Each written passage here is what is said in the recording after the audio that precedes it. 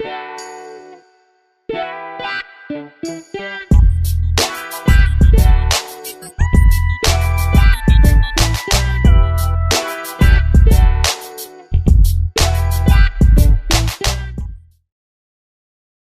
to the first episode of Champions Mentality, where we're going to jump right into the intriguing thought processes of successful people, what makes them successful, and how do they make their decisions. And that's the title of the first episode, Decision Making.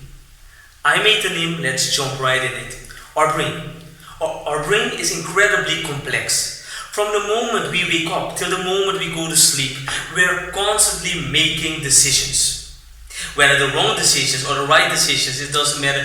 We're constantly making them. But what are decisions? Are they real? I'm going to give you first a little mind puzzle. It's going to consist of a few sentences. Here's the first one. Our mind is in our brain. Our brain generates our thoughts. It makes us conscious. We in fact are our thoughts, thus we must be our brain. We have freedom of choice, the freedom of making our own decisions, and that is what sets us apart as human beings. Decisions, are they real? It's a question for you. Of course not, right?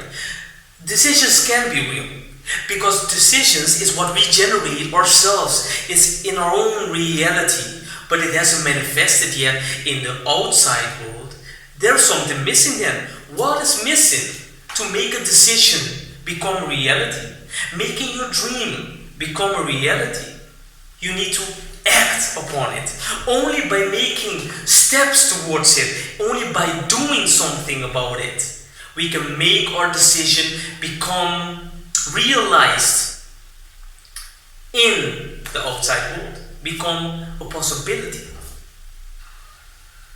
So if we know that decisions aren't real by itself, if we know that we need to make steps towards it, why are so many people then afraid of making life-changing decisions?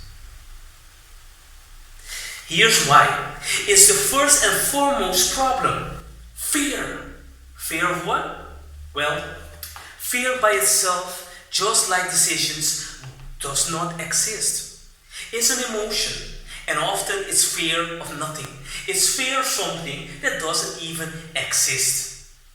Of course, there are also rational fears. With rational fears, I mean, for instance, if we were to put our hands over a heated source, we will hurt ourselves. Over fire, we will get burned. Those are things that we learn through our experiences, through our physical sensories, or through things we learn. Hey, it's warm, so it might be dangerous. Or people telling us that it's dangerous. We learn. So if we would make a wrong decision, a stupid decision, so to speak, to put our hands over that fire, we will be hurt. But here it goes again, that fear of the fire itself, it doesn't exist. It's unreasonable, until we make that decision and put our hands over that fire. But we're not going to talk about that kind of fear today. We're going to talk about irrational fears, and those are the fears that block us from our greatness. For instance, if a person is afraid of publicly speaking, is that fear real? Of course not, right? If that person even makes the step to step on stage, the biggest thing, the only thing that might happen are physical manifestations. Maybe you are shaking a little bit, or sweating, or maybe you can't even talk, you feel like being choked because of that fear, all those hormones raging through your body. But that doesn't mean that anything is happening to you. Nothing is physically harming you. It's your own creation, right? Thus, irrational fears do not exist. So you're blocking yourself, keeping yourself away from your success for something that doesn't even exist, right? So how to overcome that fear? There are many ways to overcome that fear. Of course, if you want me to help you personally to overcome that fear, or if you want to book me for a seminar to help you overcome many blockages that keep people away from their greatness, you can always click on the link below and follow the instructions. But for now, let's get back to our program. Fear. Fear is blocking you. It has to be dealt with. But successful people thus know how to overcome that fear. And the biggest difference between successful people or someone not being successful, again, it's not only the decision, it's the steps taken after that decision. A successful person makes the accumulation of the right steps towards their success. Meanwhile, someone not being successful does the opposite. Either they are not making decisions in the first place because of fear, or they have the courage and do it, but they make the wrong decisions.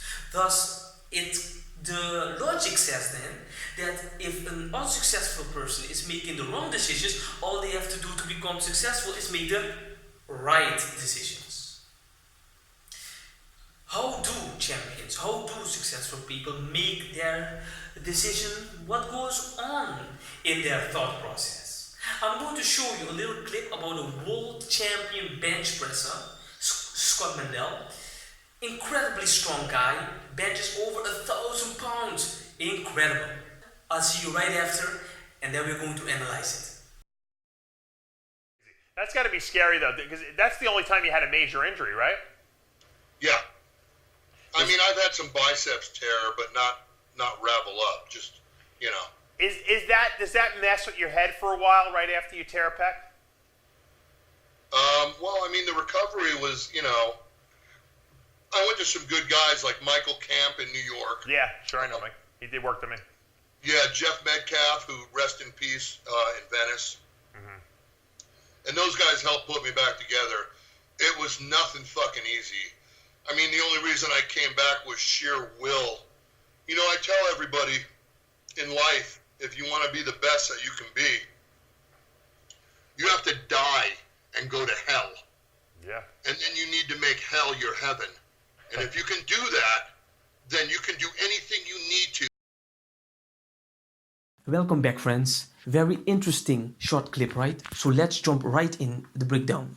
So as you guys already heard, that they were talking about a very serious injury. It seems like the muscle tendon snapped off the bone during the execution of this movement. A very painful and very serious injury. Interestingly, when the interviewer asked Scott Mendelson about his healing process and the hardships that he must have dealt with during this process, I loved his reaction, his mindset. Instead of talking about the negative side of things, he decided to talk about the positive side of things. He answered that he surrounded himself with the people that have the know-how. He touched briefly on the fact that it was a difficult period to deal with, but he didn't dwell on it. He jumped instead into the positive mindset that allowed him in that period to get back stronger and better. So, what can we learn?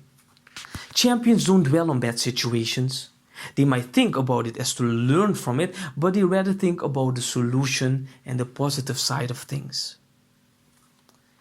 His mindset. He said, make heaven your hell and make hell your heaven. Brilliant sentence. And the reason being, friends, always be ready to fight back when life deals you a bad card. Fight back. It might be hard, it might be hell, but you will get through it. If you are willing to go through the hard times of life, you will get to the bright times, your greatness. So for a short summary, champions don't dwell on bad situations. They rather think about the solutions and the positive side of things. They always fight back and they never give up. Okay, so if you guys liked this video breakdown, then leave a comment below and a like. And if you guys want to see the whole video clip, of course, visit RxMuscle's YouTube page. I will drop the link below. Wasn't that great? How we analyzed this great champion's thought process. how he came back from an injury. He came back better. You see? You can never let fear stop you from achieving what you want in life. I'm Etanim, and I see you next time at the new episode of Champions Mentality.